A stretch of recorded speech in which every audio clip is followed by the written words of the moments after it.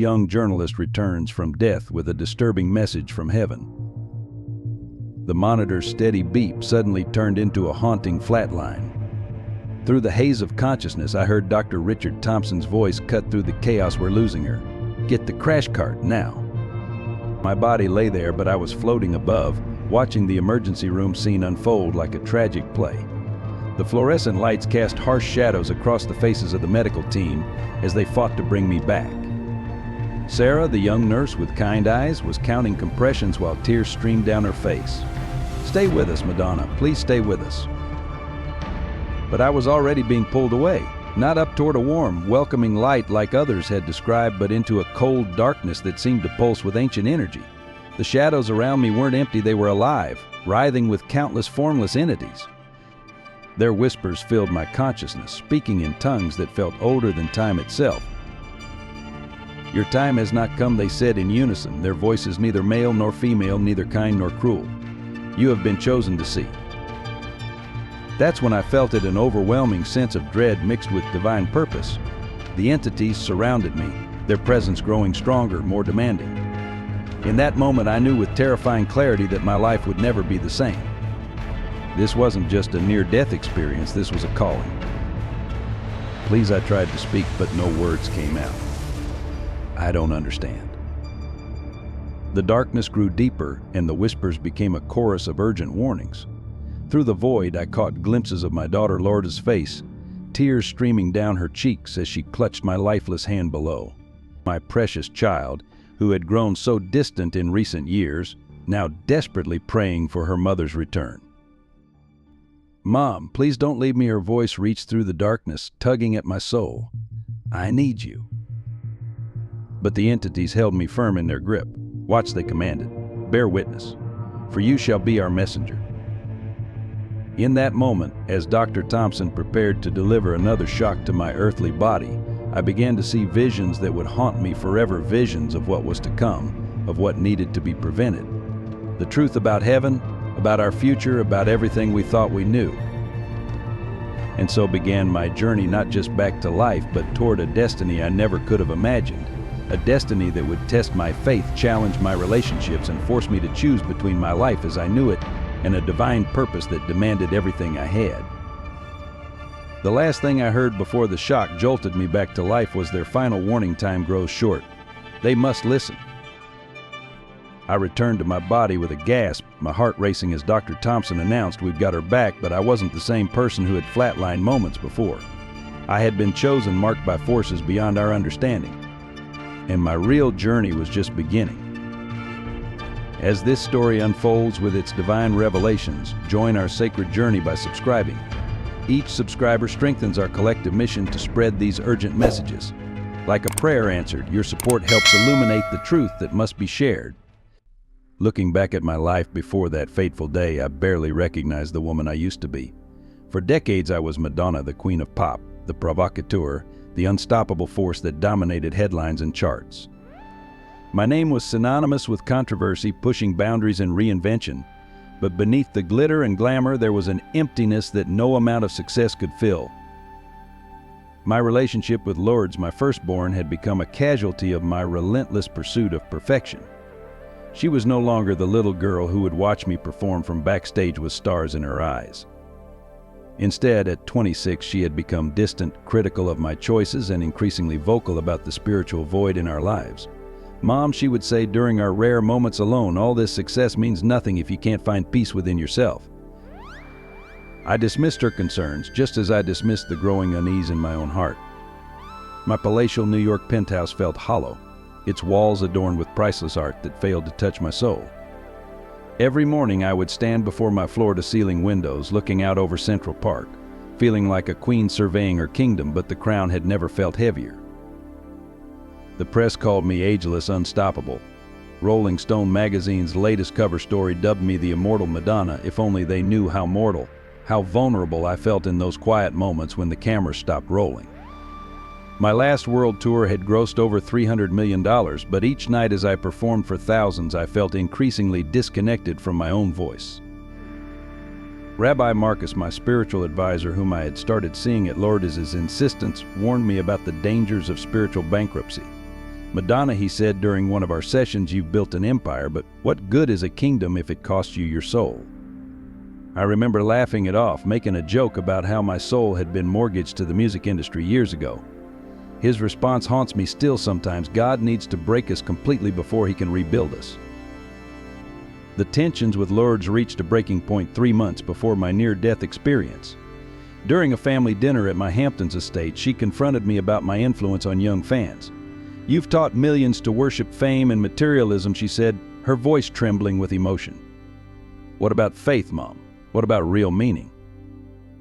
I lashed out, defending my legacy with the ferocity that had made me famous. I've earned everything I have, I shouted. I've changed the world my way. The look of disappointment in her eyes cut deeper than any criticism I'd ever faced.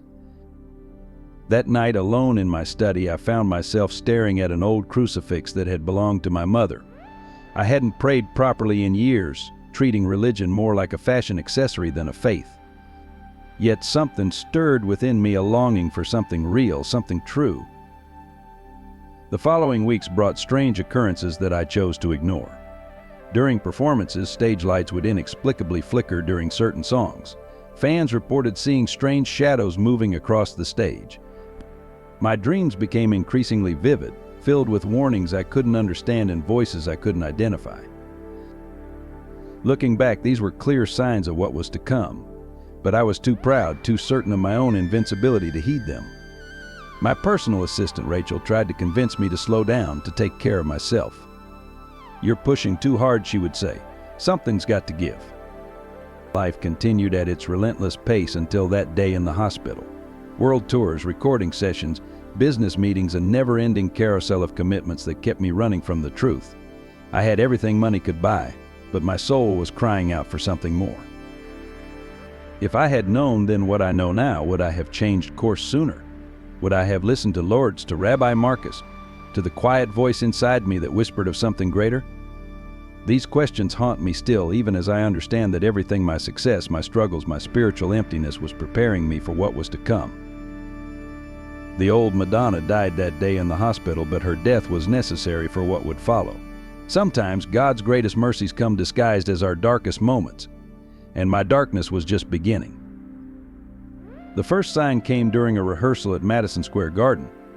I was running through like a prayer for the upcoming tour when every crucifix on the stage began swaying simultaneously despite there being no breeze in the indoor arena. My dancers froze, but I pushed on, dismissing it as some technical malfunction. Sarah, my longtime stage manager, looked pale. In 20 years, she whispered, I've never seen anything like that. The dreams started that night. Not the usual celebrity anxiety dreams about forgotten lyrics or miscues, but vivid visions that felt ancient and prophetic.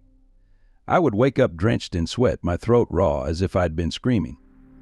In one recurring dream, I stood before a vast crowd, but instead of fans, they were shadows, formless entities waiting for something. A message. My message. Father Thomas, the Catholic priest I occasionally consulted, though I'd never admit it to the press, noticed the change in me during one of our private discussions. Your aura, he said, his weathered face creased with concern, it's different. As if you're being prepared for something. I laughed it off, but his words lingered like smoke in still air. During concerts, fans began reporting strange phenomena. Videos surfaced online showing mysterious figures moving across the stage during my performances.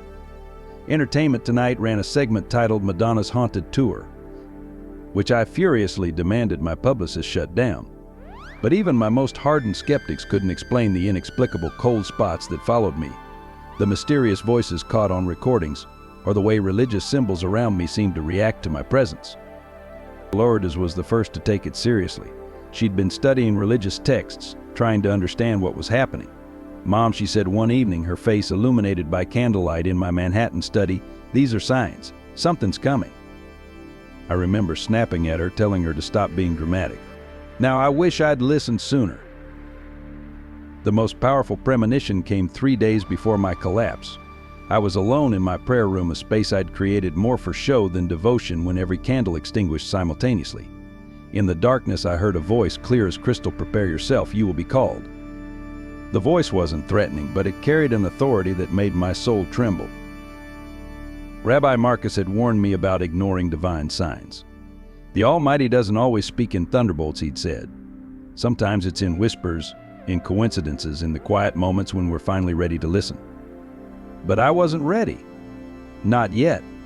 I was still Madonna, the material girl, the queen of reinvention. I didn't want to be anyone's messenger. The final warning came through my mother's rosary, a family heirloom I kept but rarely touched. One morning I found it on my bedside table, though I distinctly remembered locking it in my safe the night before. The beads were warm to the touch, as if someone had just finished praying with them. My housekeeper, Maria, crossed herself when I mentioned it. "Sonora," she said, her voice trembling, "when God calls, we must answer." Even my music began to change. Songs I was writing for the new album took on darker, more prophetic tones. Lyrics about judgment, redemption, and divine intervention flowed from me without conscious thought. My producers were thrilled, calling it my most profound work, yet they didn't understand that these weren't just songs, they were warnings. The night before my collapse, I had the most vivid dream yet. I stood before a vast doorway of light and shadow while countless voices spoke in unison, "The time is near. You will see, you will know, you will speak." I woke up with tears streaming down my face and a certainty that something momentous was about to happen. Looking back, the signs were as clear as chapters in a book, each one leading inevitably to my moment of transformation. But I was too blind, too wrapped up in my own importance to read them properly. The old saying goes that pride comes before a fall, but in my case, pride came before an awakening, one that would shake not just my world, but the foundations of faith itself. It was during the final rehearsal for my new tour when everything changed. The stadium lights were blazing, and I was pushing my dancers through one last run of Like a Prayer. The irony of that song choice doesn't escape me now. I remember feeling unusually cold despite the stage lights, my skin clammy with more than just performance sweat. Rachel, my assistant, had been hovering anxiously all morning. "You don't look well," she'd said repeatedly, but I waved her off with my usual bravado. The show must go on, I told her, ignoring the stabbing pain in my chest that had been growing steadily worse. The music was pulsing through the speakers when the first real wave of dizziness hit.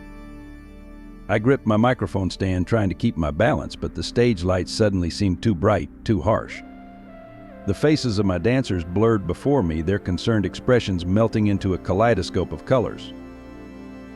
"Madonna," I heard Sarah, my stage manager, call out. Her voice seemed to come from very far away. "Something's wrong. Stop the music." I tried to respond, to tell everyone I was fine, but my tongue felt thick and useless in my mouth. The temperature in the room seemed to plummet, and I could see my breath forming clouds in front of me, though nobody else seemed to notice the cold. That's when I heard it, the same whispering voices from my dreams, now crystal clear in the chaos of the moment. "The time has come," they said in unison. "You cannot fight this anymore." The pain in my chest exploded, and I felt my knees buckle. The last thing I remember before hitting the stage was Lourdes's face in the wings, her expression transforming from annoyance to pure terror. "Mom," she screamed, running toward me. "Somebody call 911. The ambulance ride is a blur of sirens and urgent voices. The paramedics worked frantically over me, their words floating in and out of my consciousness. "Severe septic shock. Blood pressure dropping. Need immediate intervention." But even in my semi-conscious state, I was aware of something else happening, a gathering of forces around me, as if the very air was charged with supernatural energy. Dr. Thompson later told me that I flatlined twice in the ambulance. Each time they brought me back, but he said there was something different about these episodes. The medical equipment would malfunction inexplicably, and several paramedics reported feeling an unexplainable presence in the ambulance. The emergency room at Mount Sinai was chaos when we arrived. I could hear Lourdes arguing with the staff, demanding to stay with me. "I'm not leaving her," she shouted. "Something's happening to my mother, something more than just a medical emergency." The team of doctors worked desperately to stabilize me, but my body was shutting down. "Multiple organ failure," I heard someone say. "We're losing her through the fog of consciousness." I saw Rabbi Marcus arrive, his face grave as he began to pray in Hebrew. Father Thomas was there too, his rosary beads clicking softly as he administered last rites, an unlikely pair united in their concern for my soul. The pain was unbearable, but beneath it was a growing sense of inevitability. This wasn't just a medical crisis, this was the moment all those signs had been pointing toward. I tried to tell them, to explain what was happening, but no words would come. The monitor screamed as my heart rate plummeted, and I could feel myself slipping away. Blood pressure's crashing. Dr. Thompson's voice was urgent. "Get the crash cart in here now." The last thing I remember before everything went dark was Lourdes gripping my hand, her tears falling onto my skin as she whispered, "Please, Mom, don't leave me. I need you. We never got to make things right." But the darkness was already claiming me, pulling me toward something beyond the understanding of everyone in that emergency room. As my heart finally stopped, I felt myself being drawn away from my body, away from the medical team's desperate efforts, away from my daughter's pleading voice. The real journey was about to begin. The moment of crossing was nothing like I'd imagined.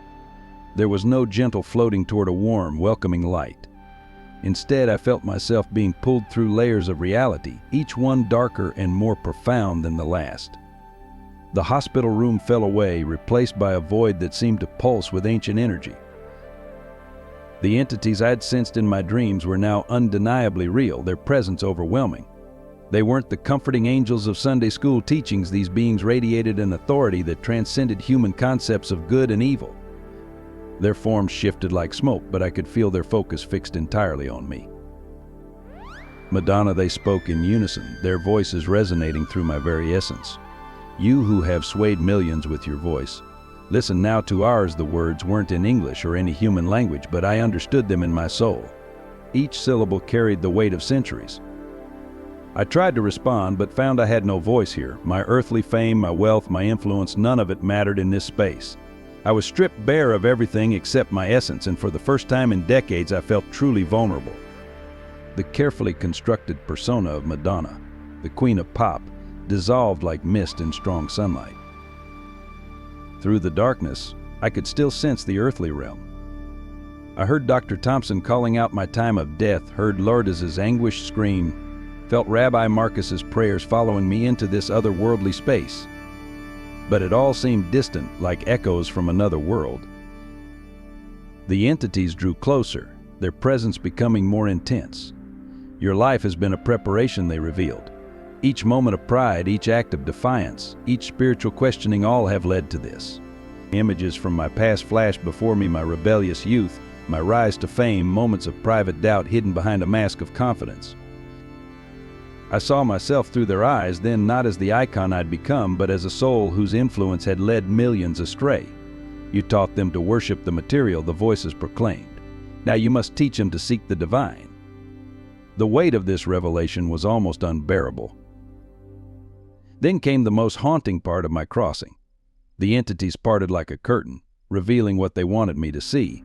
It wasn't heaven, at least not the heaven we'd been promised. Instead, I saw an infinite expanse filled with lost souls, each one trapped in their own illusion of paradise. These were people who had lived without true faith, who had chosen material success over spiritual truth.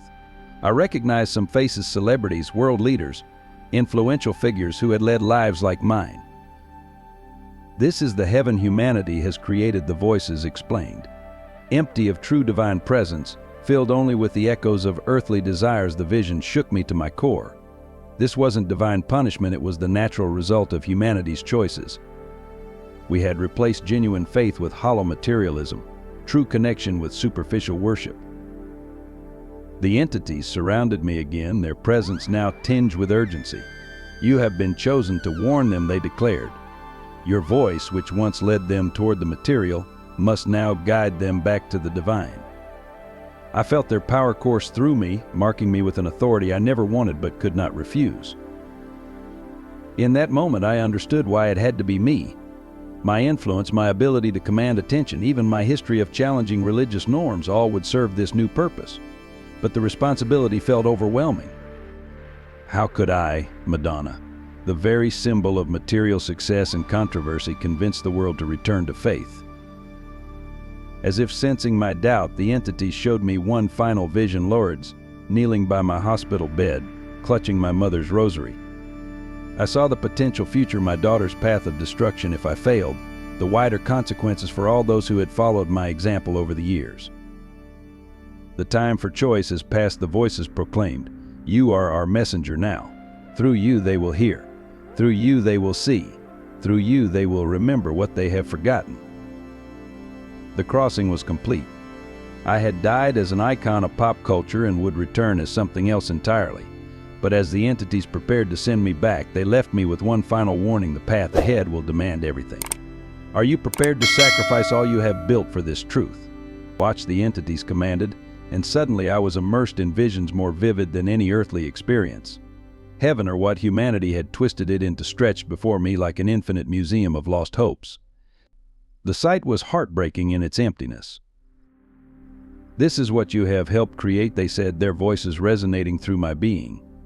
A paradise of emptiness built on the foundation of material desires. I saw souls wandering through gilded halls, surrounded by all the wealth and luxury they'd cherished in life, yet their faces showed only hollow desperation. The message they revealed was devastating in its simplicity. Heaven wasn't a gift from above, it was a reflection of humanity's collective soul.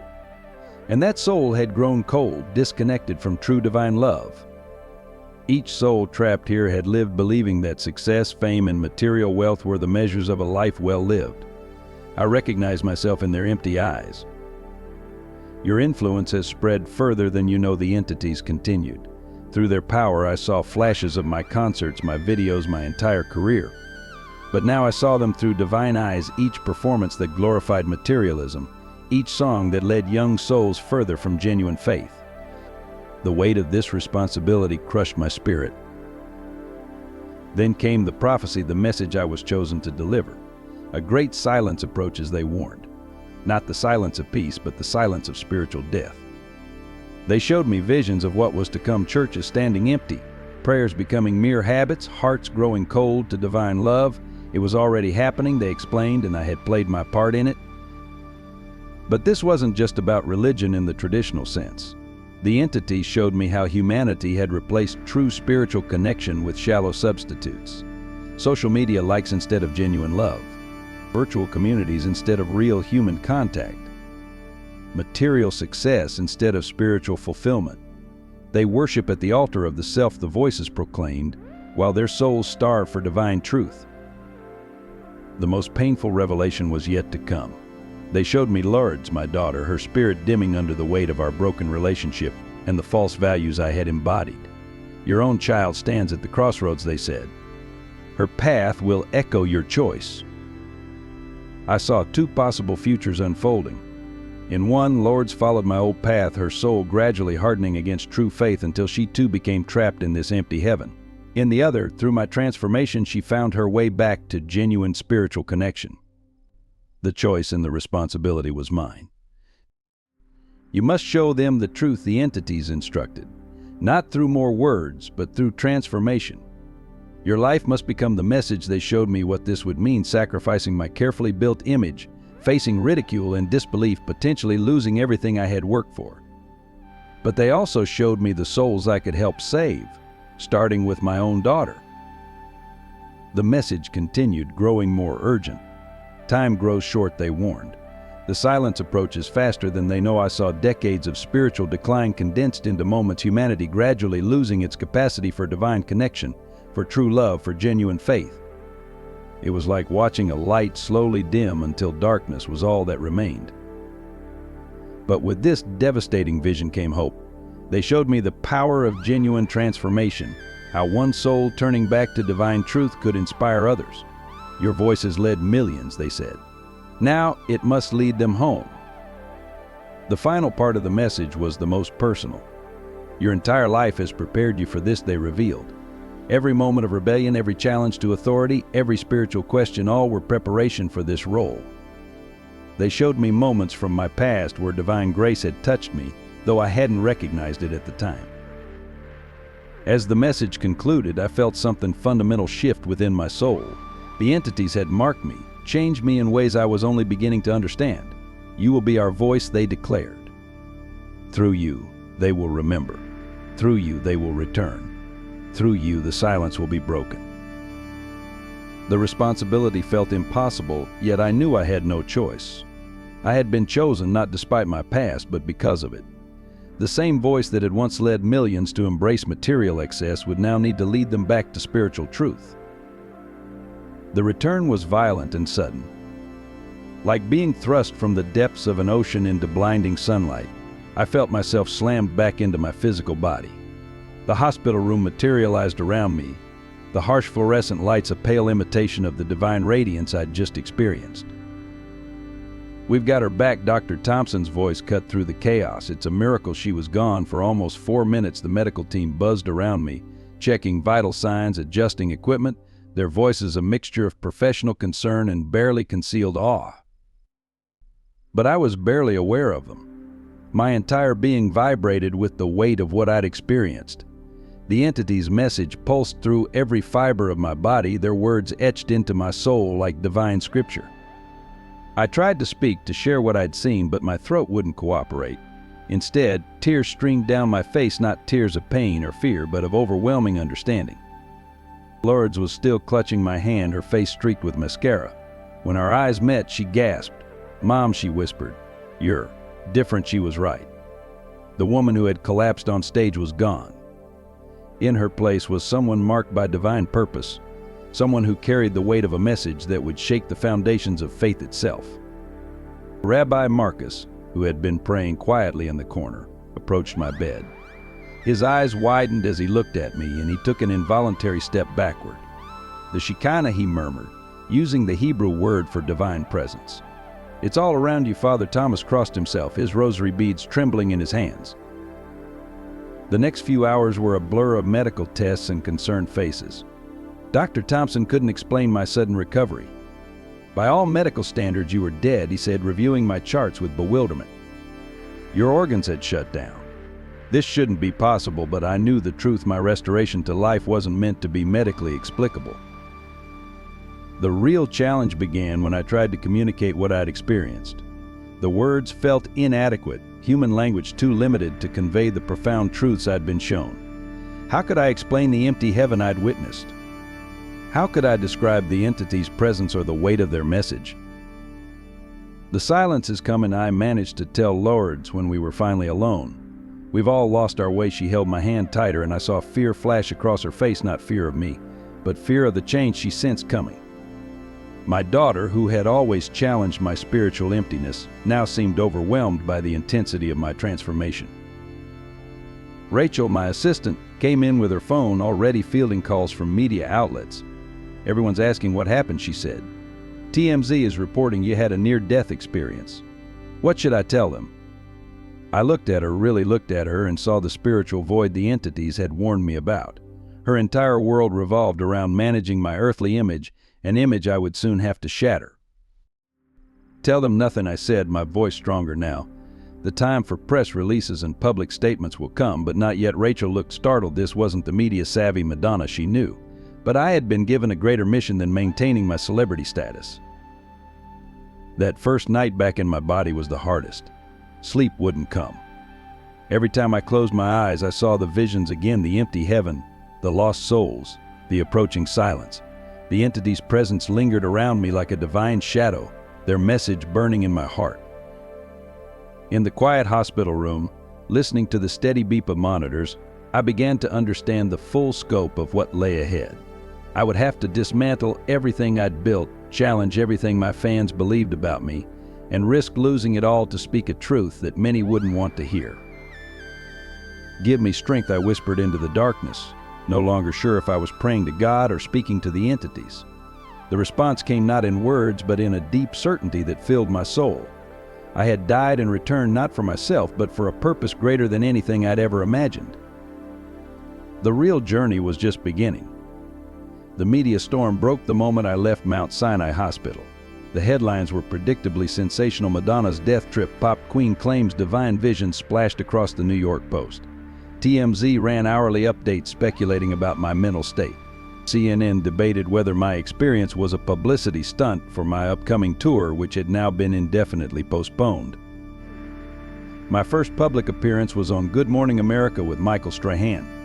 I chose this platform carefully, knowing I needed to reach mainstream America. The moment I walked onto the set, the atmosphere changed. Even the hardened camera crew fell silent, sensing something different about me. Michael later told me he'd never felt such a presence in all his years of interviewing. "What happened to you that day?" Michael asked, his usual professional demeanor tinged with genuine curiosity.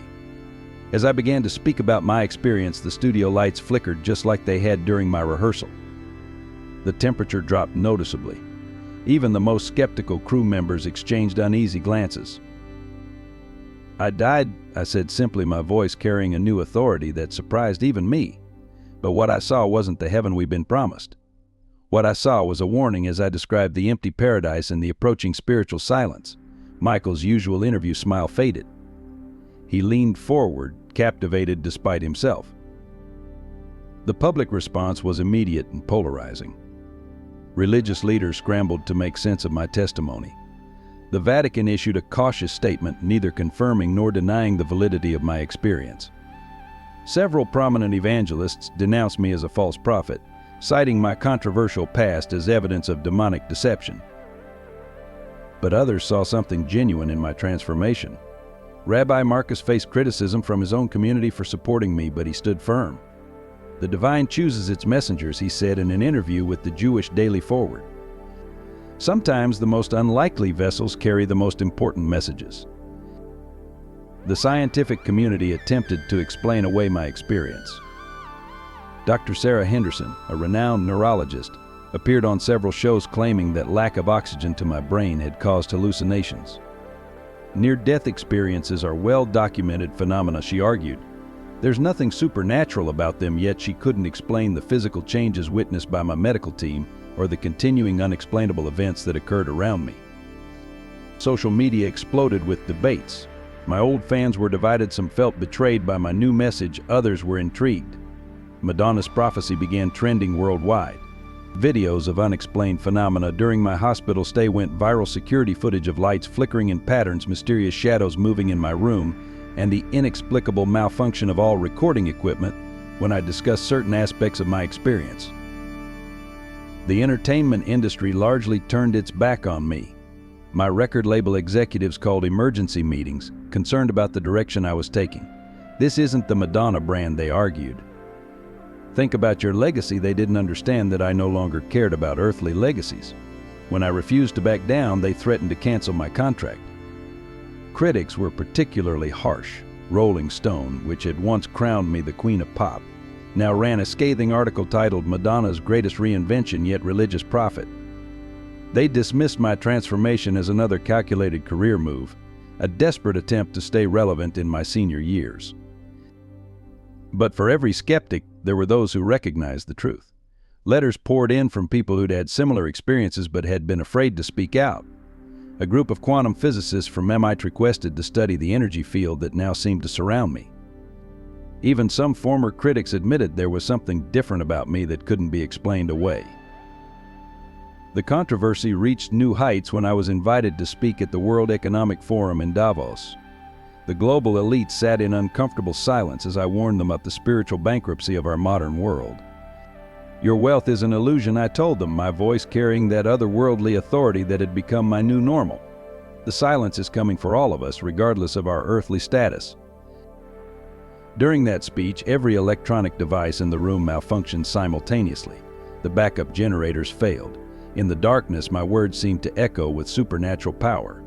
When the lights finally came back on, several billionaires were in tears. A Saudi oil baron walked out of the gathering and immediately donated half his fortune to humanitarian causes. The media circus intensified. Some reporters camped outside my New York apartment 24/7, hoping to catch glimpses of supernatural phenomena. Conspiracy theories multiplied. Some claimed I was part of an elaborate government program, others insisted I was working with extraterrestrial beings. They all missed the simple truth that I was merely a messenger, chosen not for my perfection but for my flaws. Through it all, I maintained my focus on the message I'd been given. Each interview, each appearance was an opportunity to warn people about the approaching spiritual crisis. I no longer performed my old hits or played to the cameras. The old Madonna, the provocateur, the material girl was gone. In her place was someone who understood that fame was now just a tool for a higher purpose. But the personal cost was mounting. Old friends distanced themselves, uncomfortable with my transformation. Business partners pulled out of deals. My vast empire of merchandise and endorsements began to crumble. Yet with each worldly loss, I felt the truth of my message grow stronger.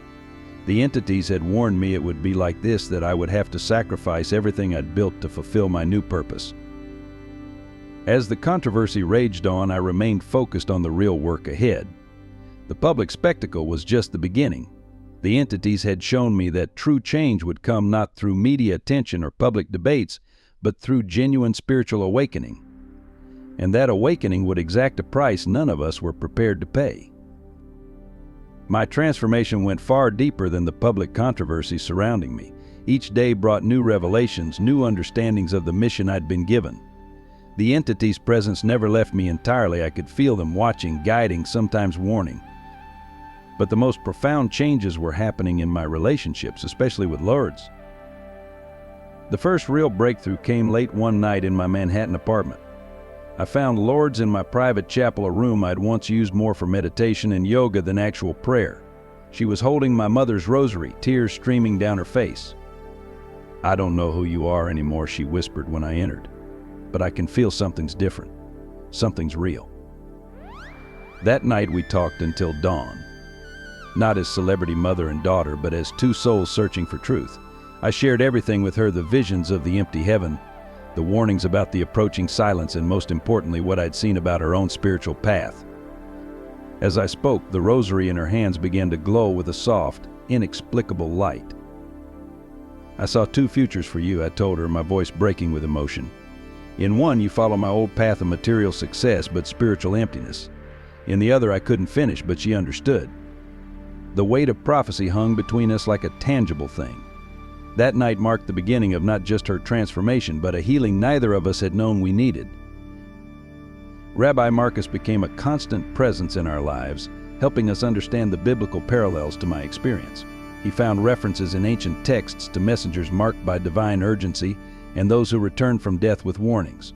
Father Thomas joined our spiritual discussions, creating an unlikely interfaith dialogue that would later become a model for others. My daily life changed dramatically. Gone were the elaborate costumes and carefully crafted public appearances. I donated most of my designer wardrobe to charity, keeping only simple, modest clothing. My vast art collection, worth millions, was given to museums with the condition that they create free spiritual education programs for underprivileged children. The physical changes were undeniable. My staff noticed that fresh flowers would stay alive indefinitely in my presence. Animals responded to me differently. Birds would gather when I prayed, and even aggressive dogs would become gentle around me. The entities had marked me in ways that became more apparent with each passing day. Rachel, my assistant, struggled the most with these changes. "I don't know how to manage this version of you," she admitted one day. "Everything I know about PR and image control seems meaningless now." She was right. No amount of media training could prepare someone for managing a divine messenger. Eventually, Rachel made her own choice, leaving her position to pursue seminary studies. My home transformed into a kind of spiritual sanctuary. People began showing up without appointment or invitation, drawn by something they couldn't explain. A terminally ill child was healed after spending an hour in my chapel. A hardened skeptic experienced his own divine vision while interviewing me for a documentary. These miracles weren't about me, they were confirmations of the message I'd been chosen to deliver. The most surprising alliance came from Sarah, my former stage manager. She arrived at my door one rainy evening, soaking wet and shaking. "I've been having the dreams too," she said. "The same visions of emptiness, the same warnings about silence." She became the first of many who would form a core group of believers, people who understood the urgency of our mission. My relationship with prayer changed fundamentally. It was no longer a ritual or a performance, but a direct connection to the divine presence I'd experienced. Sometimes during these prayer sessions, visitors would report seeing a soft light emanating from my skin, or hearing whispered voices in languages no one understood. I never encouraged or denied these reports. They were simply part of the new reality I inhabited. The entities had warned me that my transformation would be complete and irreversible. They were right. The old Madonna died in that hospital room, and who I am now is something entirely different. My voice, once used to sing about material pleasures, now carries a resonance that can bring listeners to tears of spiritual awakening. My presence, once commanding for its celebrity, now radiates something that even skeptics find hard to deny. But the personal cost has been enormous. Many old friends couldn't handle the change and drifted away. The entertainment industry that had once crowned me its queen now regarded me with a mixture of fear and embarrassment. Even some family members struggled to accept this new version of me, preferring to believe I'd had some kind of breakdown. Yet for every relationship lost, new ones formed. People who truly understood the message began to gather around me. We formed a loose but growing community of souls preparing for the spiritual crisis ahead. It wasn't a cult or a new religion, it was simply a group of people who recognized the truth in what I'd been shown. Lourdes became my strongest ally, her own transformation mirroring mine in many ways. She abandoned her plans for a fashion empire, instead using her influence to reach young people with messages of genuine spiritual connection. Watching her find her true purpose healed something deep within me, a guilt I'd carried about the materialistic values I'd once embodied. As my first year as a divine messenger drew to a close, I finally understood why I had been chosen. It wasn't despite my past, but because of it. Who better to warn about the emptiness of material success than someone who had achieved it all? Who better to guide others back to genuine faith than someone who had once led them away from it? The entity's presence remained constant, reminding me that this transformation was just the beginning.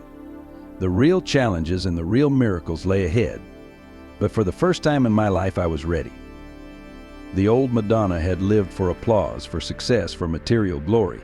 This new version of me lived for something far greater, a divine purpose that would ultimately affect not just my own soul, but the spiritual fate of countless others. I thought I understood suffering until the night my daughter tried to leave this world. It happened during a particularly intense period of media scrutiny. The New York Times had just published a scathing article suggesting my religious awakening was damaging my children, particularly Lourdes. That evening, I felt an inexplicable urgency during my prayers. The entity's presence grew stronger, more insistent. "Go to her," they whispered. Now I rushed to Lourdes' apartment in Brooklyn, my heart pounding with a mother's intuition amplified by divine warning. The door was locked. Through it, I could hear Sarah McLachlan's Angel playing on repeat, the same song Lourdes had listened to at her grandmother's funeral. Something dark and heavy settled in my chest. "Lourdes," I called out, pounding on the door. No response. Rabbi Marcus, who had been with me for evening prayers, called 911 while I kept trying to reach her. The entity's presence grew overwhelming, and suddenly every light in the hallway exploded simultaneously. In that moment of darkness, I felt their power surge through me. With strength I didn't know I possessed, I broke down the door. The scene inside will haunt me forever. Lourdes lay unconscious on her bathroom floor, empty pill bottles scattered around her. A note on her vanity read, "I can't be the daughter of a prophet. The pressure is too much. I'm sorry, Mom." "No, no, no," I screamed, gathering her limp body in my arms. Her skin was cold, her breathing shallow. The entity's voices filled my head. "This is the price of prophecy. This is the weight of divine purpose." But I refused to accept it. Not my daughter. Not my Lourdes. As sirens wailed in the distance, I began to pray not the formal prayers I'd learned, but raw, primal supplications torn from a mother's heart. The room filled with an otherworldly light, and I felt the entity's presence more powerfully than ever before. "Please," I begged them, "take anything from me, my voice, my message, my life, but save her." The light grew brighter, and I heard their response, "Her path is intertwined with yours. Her trial is part of the message." The paramedics found us bathed in that inexplicable light.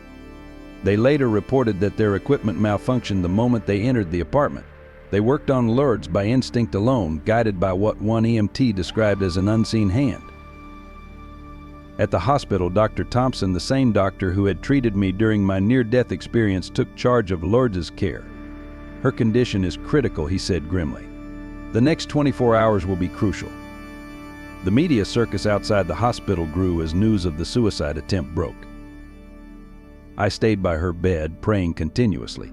The entities remained present, their energy filling the room with a tangible charge that made the medical equipment spike erratically. Nurses reported hearing whispered voices in ancient languages. Some refused to enter the room alone. Father Thomas and Rabbi Marcus maintained a vigil with me, their different faiths united in purpose. The interfaith prayers created something powerful. Witnesses later described seeing a luminous dome of light surrounding Lourdes's hospital room. Hour after hour passed. Doctors came and went, their faces growing more concerned as Lourdes showed no signs of improvement. The media speculated wildly. Some blamed my spiritual transformation for pushing her to this point. Others claimed it was all an elaborate publicity stunt. But none of that mattered to me. All that existed was my daughter's pale face and the desperate prayer in my heart. The entities showed me visions as I prayed. I saw Lourdes's pain, her struggle with my transformation, her fear of not measuring up to this new divine purpose. On the third night, something changed. The entity's presence grew so strong that every electronic device in the hospital wing failed simultaneously. In the darkness, their voices spoke clearly her choice approaches. She must choose between light and shadow. I felt Lourdes's soul hovering between worlds, just as mine had done. But unlike my experience, hers was a battle between life and death, between acceptance of our divine purpose and rejection of it. Through our connected spirits, I could feel her struggle. "Let me reach her," I pleaded with the entities. They granted my request, and suddenly I was with her in that in-between space. I saw her soul, bright but wounded, trying to decide which way to turn. "Lourdes," I called out, my voice carrying all the love and understanding I had gained. "You don't have to carry this burden alone." In that spiritual realm, we truly saw each other for the first time since my transformation. She understood at last that this wasn't about being the daughter of a prophet. It was about finding her own connection to the divine truth I had witnessed. The moment of choice came as a burst of pure light. Lourdes's soul flickered, strengthened, and finally chose to return. When power was restored to the hospital, she opened her eyes. "Mom," she whispered, "I understand now. I saw him too." The worldwide press called it a miracle. Medical science had no explanation for her recovery. But Lourdes and I knew the truth. She had faced her own divine moment of choice and emerged transformed, just as I had. Yet, even as we celebrated her return, the entities reminded me that this was just another step in our journey. The real challenges still lay ahead, and now both mother and daughter would face them together. The Vatican's interest in my case began shortly after Lourdes' miraculous recovery. Cardinal Angelo Rossetti, head of the Congregation for the Doctrine of the Faith, arrived unannounced at my Manhattan apartment one rainy morning. "The Holy Father requests your presence in Rome," he stated simply, his weathered face betraying no emotion. The entities had prepared me for this moment. The old institutions must face the new truth they had whispered in my dreams. Yet standing before this representative of ancient religious authority, I felt a momentary flutter of uncertainty. Would the Church dismiss my experience as heresy, or recognize the divine truth I carried? The journey to Rome was marked by supernatural occurrences that even the skeptical cardinal couldn't ignore. During our flight, a perfect cross of light appeared in the clouds, visible only from our windows. The pilot's instruments malfunctioned briefly as I recounted parts of my divine message. By the time we landed, Cardinal Rossetti's scientific skepticism had given way to cautious wonder. Pope Francis received me in his private library, away from the usual pomp and ceremony. The moment I entered, every candle in the room lit simultaneously, though no one had touched him. The Pope, known for his spiritual sensitivity, visibly startled at the supernatural energy that now accompanied my presence. "Tell me everything," he said in Italian, his kind eyes focused intently on mine. Hold nothing back. For the next 3 hours, I shared my experience in detail, the empty heaven I'd witnessed, the approaching spiritual silence, the urgent need for humanity to return to genuine faith. As I spoke, the room's temperature fluctuated dramatically, and witnesses later reported hearing whispered voices in ancient Aramaic. The Pope listened without interruption, making the sign of the cross at particularly powerful moments. When I finished, he sat in silence for a long while. Finally, he spoke. "The Church has seen many claimed miracles and divine messages. What makes yours different is not just the supernatural signs, but the humility with which you carry this burden." A team of Vatican investigators was assembled, theologians, scientists, and experts in miraculous phenomena. They subjected me to extensive interviews and tests. Medical experts examined the physiological changes in my body since my transformation. Theologians analyzed my message against ancient prophecies and sacred texts. Dr. Giuseppe Veretti, the Vatican's chief scientific investigator, was particularly thorough. He documented the inexplicable phenomena that occurred in my present: spontaneous illumination, electronic disruptions, the preservation of natural elements. In 30 years of investigating claimed miracles, he noted, I've never seen such consistent and verifiable supernatural manifestations. The investigation took an unexpected turn when Father Marcus Blackwood, a leading Vatican theologian, made a startling discovery. In a previously overlooked passage from a 12th century prophetic text, he found a description that matched my experience precisely. A woman of worldly glory shall die and return, marked by divine purpose, her very presence causing light to bend and machines to silence. The entities remained present throughout the investigation, their energy sometimes so strong that sensitive instruments would register massive electromagnetic disturbances. During one session, every page of an ancient Bible suddenly turned to the book of Revelation, though no one had touched it. The final test came during a private mass in the Sistine Chapel. As I received communion, witnesses reported seeing a soft light emanating from my body, similar to descriptions of divine radiance in religious texts. The Pope himself saw it and later described it as the unmistakable mark of divine selection. After 3 weeks of intense scrutiny, the Vatican reached its conclusion. In a private audience, Pope Francis shared their findings. We believe your experience to be genuine, your message divinely inspired, and your mission crucial for humanity's spiritual future. The official declaration would be carefully worded, but the Church's support was clear and unequivocal. This validation from the world's largest religious institution carried enormous weight, yet the entities reminded me that institutional approval was not the goal. The truth must reach beyond walls and hierarchies, they whispered. Every soul must choose its own path back to divine light. The Vatican's endorsement came with an unexpected request. They asked me to participate in a series of interfaith dialogues, bringing my message to leaders of all major religions. Your experience transcends any single faith, the Pope explained. It speaks to the universal truth that all sincere spiritual paths are seeking. As I prepared to leave Rome, Pope Francis gave me his personal rosary, blessed specifically for my mission. The moment it touched my hands, the beads began to glow with an inner light that all present could see. You carry a great burden, he said softly, but you do not carry it alone. The Vatican investigation marked a crucial turning point in my mission.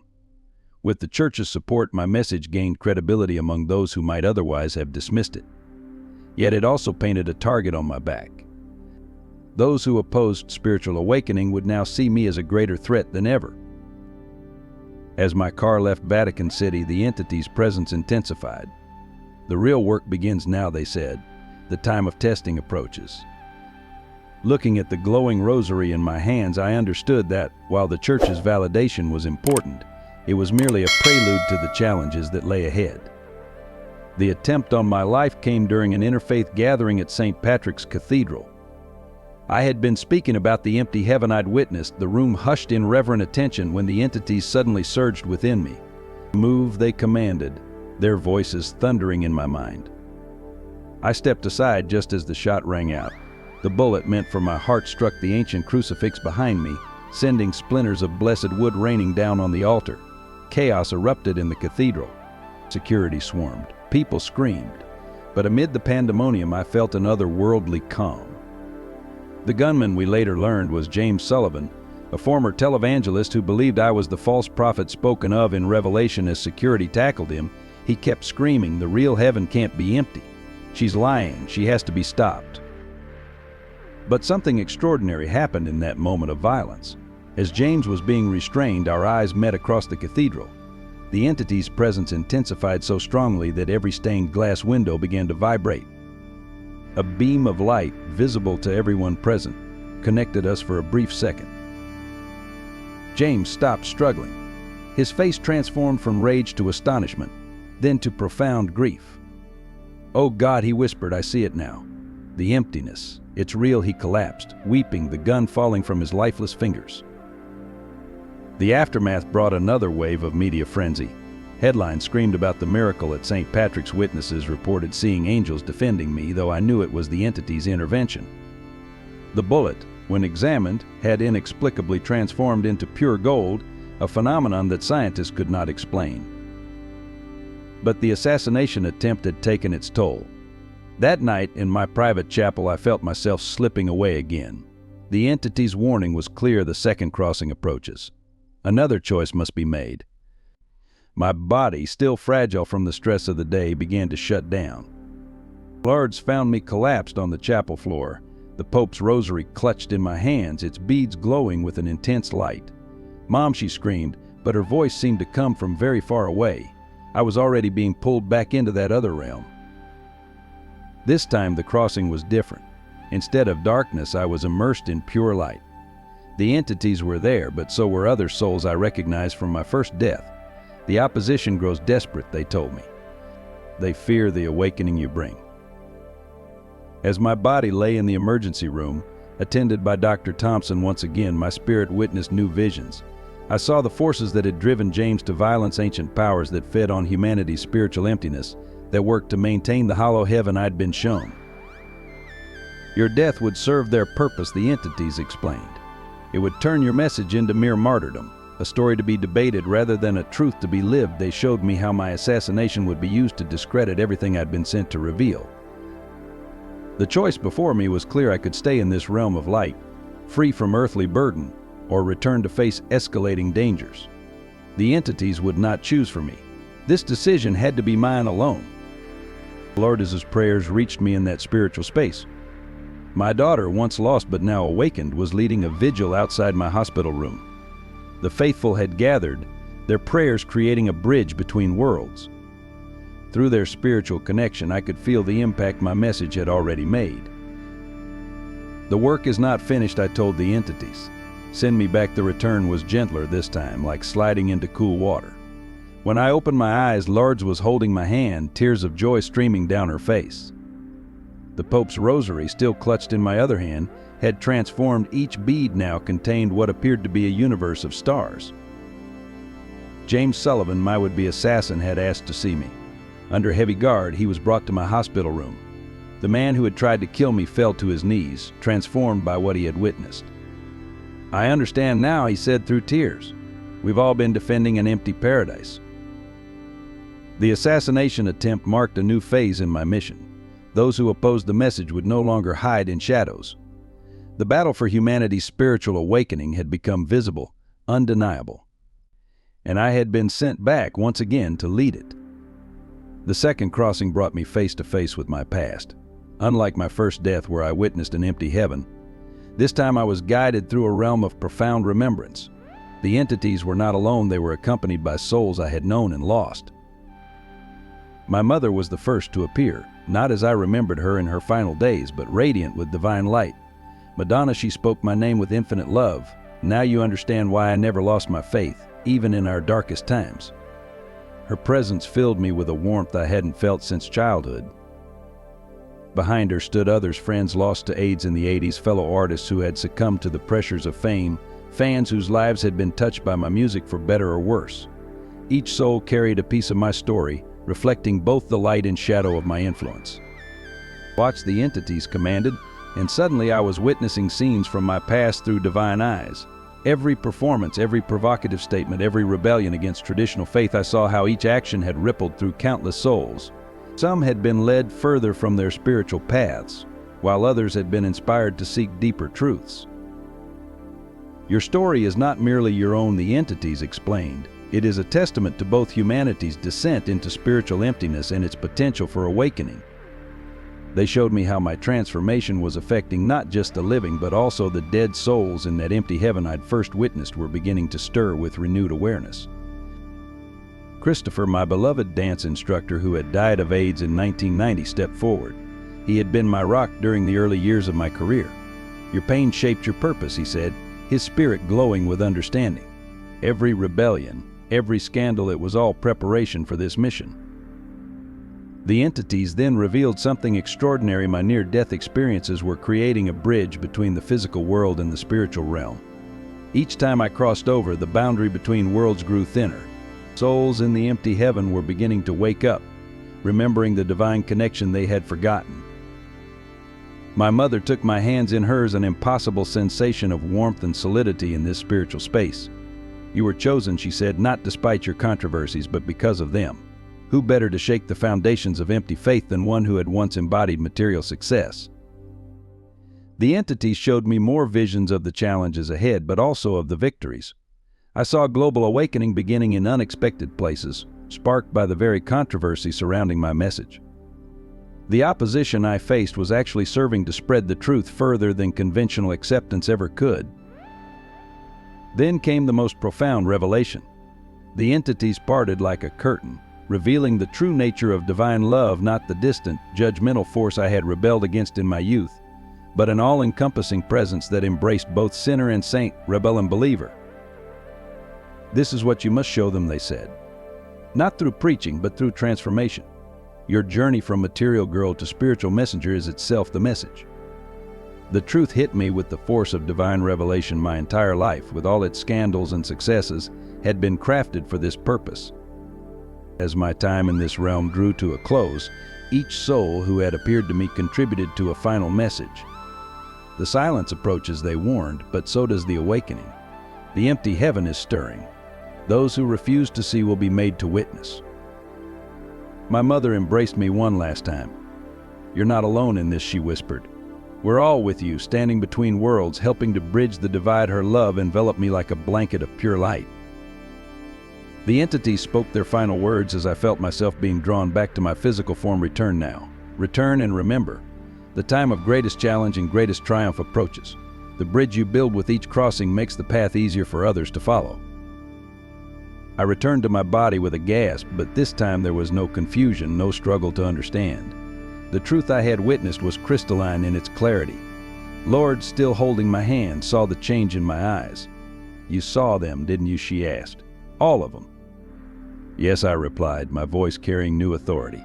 "And now I understand we're not just saving the living, we're awakening the dead." The revelation began with an ancient text discovered in the Vatican archives. Father Marcus, working tirelessly to understand my experience, found a forgotten prophecy written in Aramaic. When translated, it spoke of a twice-dead messenger who would return with warnings of heaven's emptiness, or in the last days. As he shared this discovery with me, the entity's presence filled my private chapel with such intensity that the ancient parchment began to glow. Words in long-dead languages appeared in golden light above the text, translations that even the Vatican's most learned scholars couldn't explain. Behold, one passage read, "She who once led them astray shall become their guide back to truth. Through her death and return, the veil between worlds grows thin. The silence approaches, but so too does the awakening."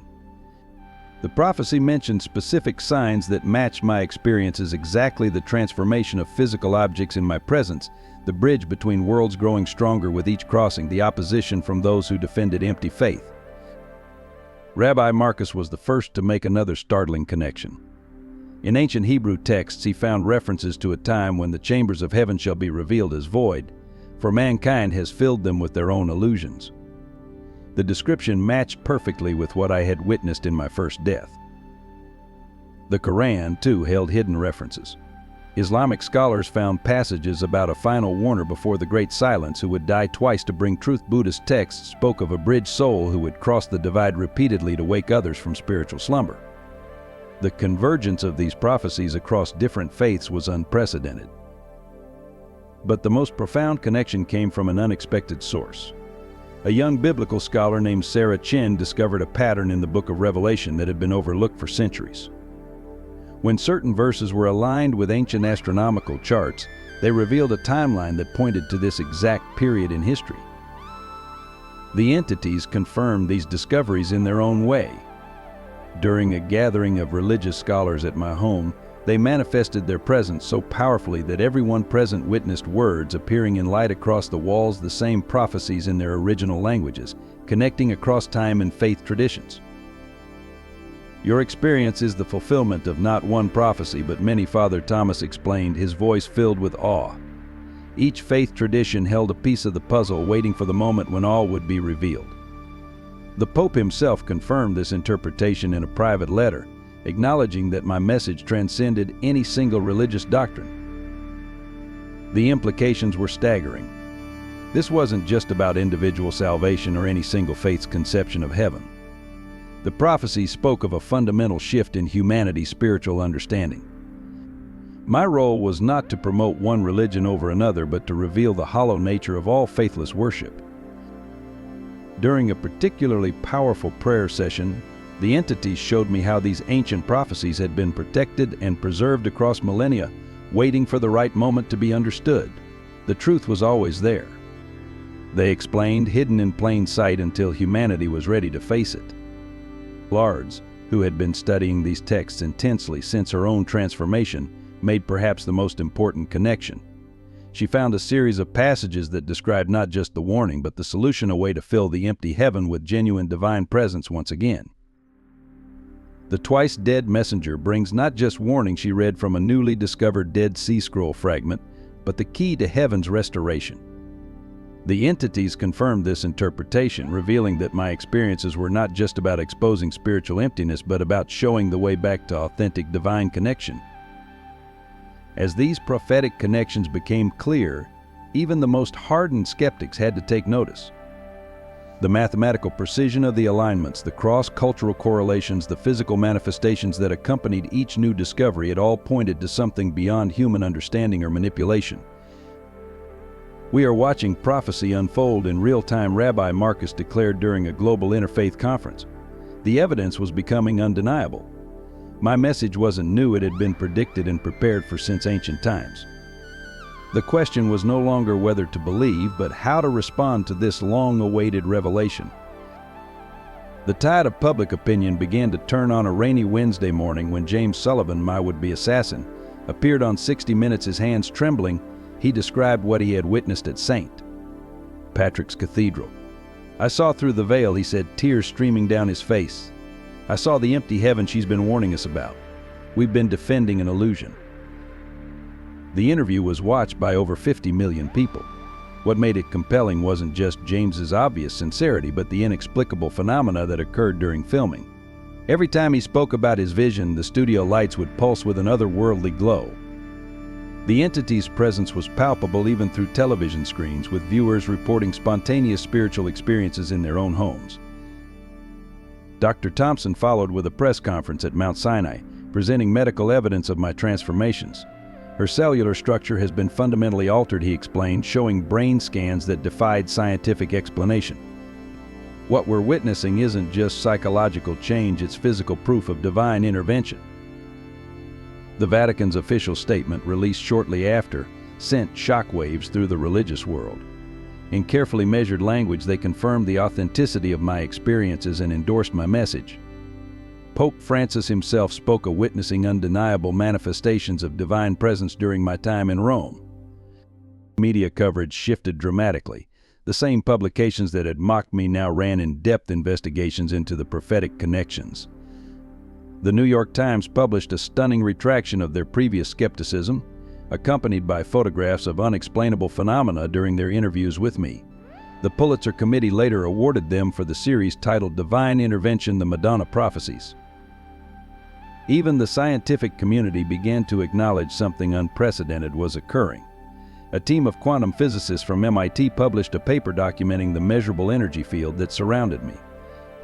While we cannot explain the source they wrote, we can confirm that conventional physical laws are being altered in her presence. Ortiz's public testimony added another powerful dimension. Speaking at the United Nations, she described not only her own spiritual awakening, but presented documented cases of healings and transformations that had occurred through our work. The entities made their presence known during her speech, filling the General Assembly Hall with a light that no camera could capture but every person present could see. Religious leaders who had once denounced me began to come forward with their own confirmations. A prominent evangelical pastor publicly repented on his television show, describing a vision he'd received confirming my message. Islamic scholars found correlations in ancient texts. Buddhist monasteries reported spontaneous manifestations of sacred symbols during meditation sessions focusing on my revelations. The final vindication came from an unexpected source. a group of anonymous hackers released documents proving a coordinated attempt by certain organizations to discredit my message. The exposure of this conspiracy, ironically, only served to strengthen public belief in what I had been saying all along. Social media exploded with millions sharing their own spiritual experiences. The hashtag Madonna was right became a global phenomenon.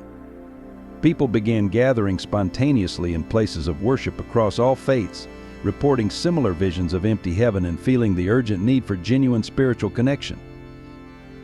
Sarah, my former stage manager who had witnessed the first signs, created a global database documenting supernatural occurrences connected to my message. The evidence became overwhelming: tens of thousands of verified cases of inexplicable phenomena, all pointing to the same truth I had been chosen to reveal.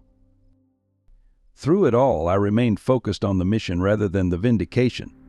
The entities reminded me that public acceptance, while helpful, wasn't the ultimate goal. The real work, they insisted, is not in proving the message, but in preparing humanity for what comes next. Yet I couldn't deny feeling a deep sense of relief. The vindication meant more people would listen, more souls would prepare for the approaching silence. As Lourdes put it during a private moment, "They're finally ready to hear what you've been saying all along, Mom." The truth is too big to deny anymore. The entities confirmed this was just the beginning. Vindication brings responsibility, they warned.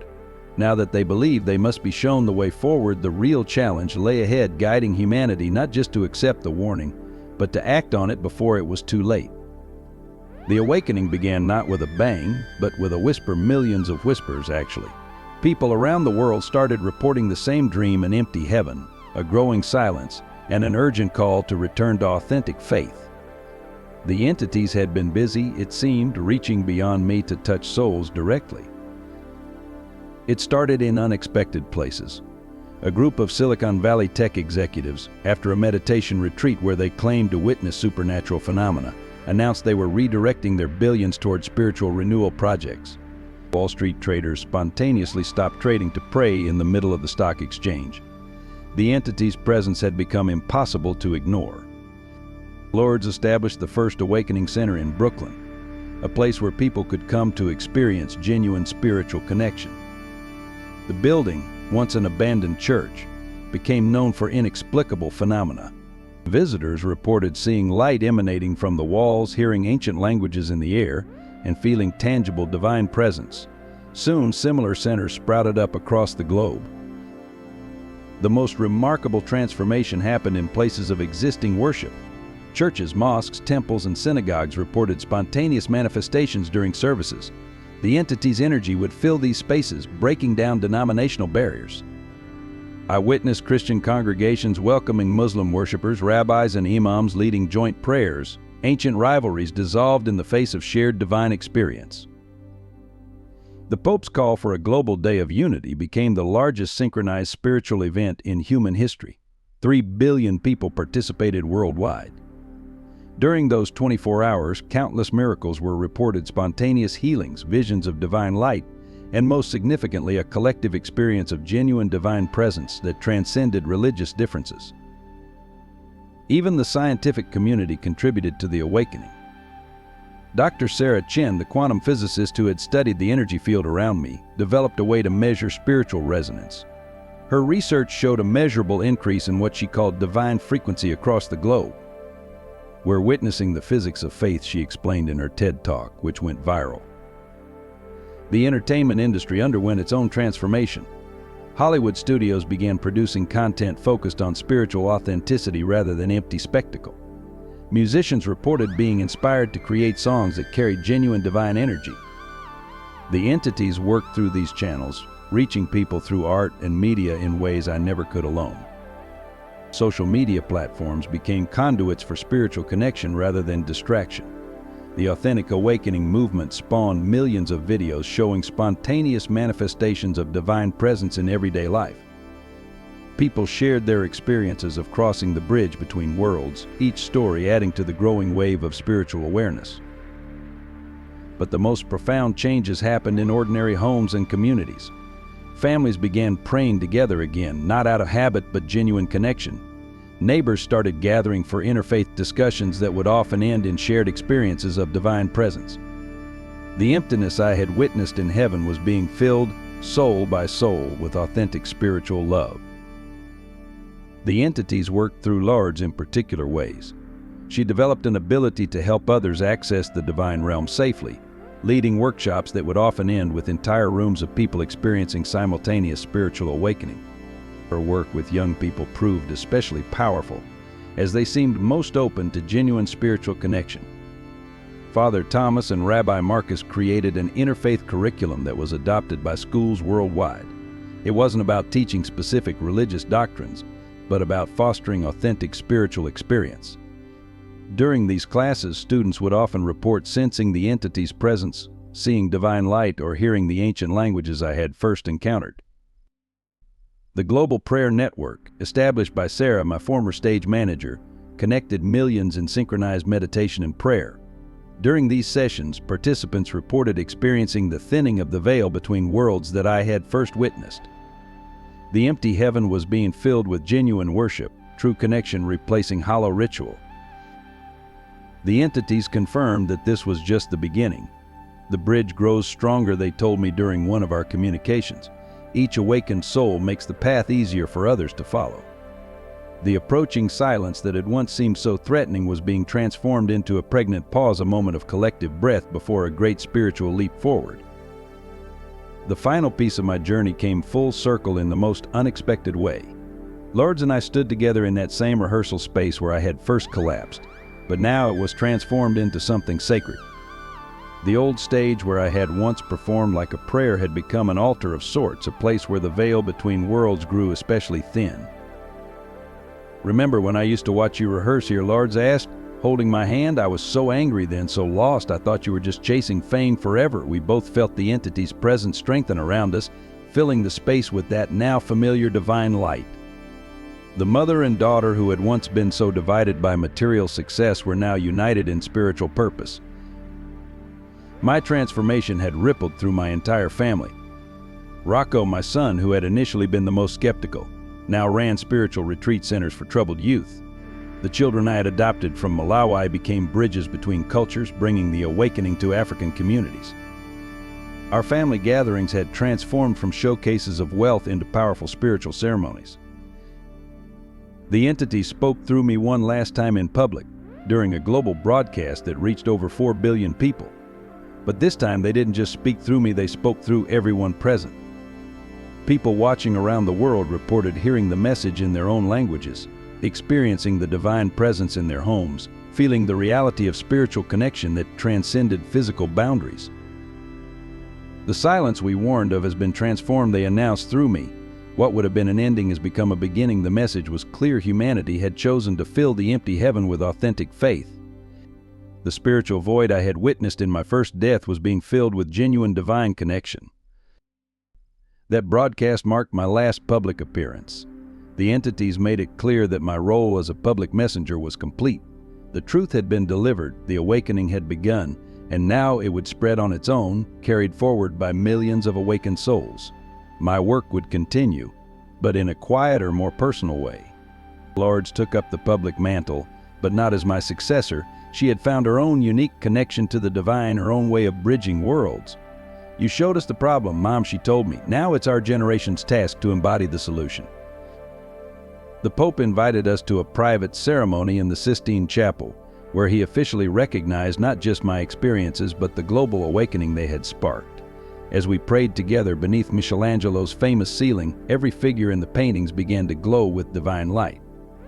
It wasn't just a supernatural display, it was a confirmation that true faith had returned to even the most traditional institutions. James Sullivan, my would-be assassin turned most devoted supporter, established a foundation for spiritual healing that helped millions find their way back to authentic faith. "Your greatest critics," the entities had told me, "will become your strongest proof." His transformation became a powerful testimony to the reality of divine intervention. Sarah, my faithful stage manager from the beginning, documented everything in what would become known as the Awakening Archives, but these weren't just records of past events, they became living documents, continuing to emanate the divine energy that had transformed us all. As I write these final words, sitting in my private chapel with Lords beside me, I feel nothing but gratitude. The entities remain present, but now as gentle guides rather than urgent messengers. The divine connection we fought so hard to restore has become a natural part of human experience. It was worth it all, wasn't it, Lourdes asks, sensing my reflective mood. I look at her, my beautiful daughter who had to nearly die to be reborn, just as I did. The light of genuine faith shines in her eyes, so different from the empty ambitions we once pursued. Every moment, I reply, feeling the entity's warm approval. Every death and return, every struggle and triumph, the empty heaven I witnessed has been filled with authentic worship. The silence that threatened has been transformed into sacred peace. This is not an ending, but a continuation. The awakening will go on, carried forward by each soul that chooses genuine connection over empty ritual, true faith over hollow success. And I will remain here, a bridge between worlds, watching with joy as humanity remembers its way back to divine truth. If this story of spiritual awakening and divine truth has touched your soul, we invite you to join our growing community of seekers. Share your thoughts in the comments below. How has Madonna's journey resonated with your own spiritual path? Subscribe to our channel to receive more profound stories of transformation and divine revelation. Help spread this crucial message by sharing this video with loved ones who might be searching for deeper meaning. Your support through likes and subscriptions enables us to continue bringing these important spiritual narratives to light. Together, let's build a bridge between worlds and fill the empty heaven with authentic faith.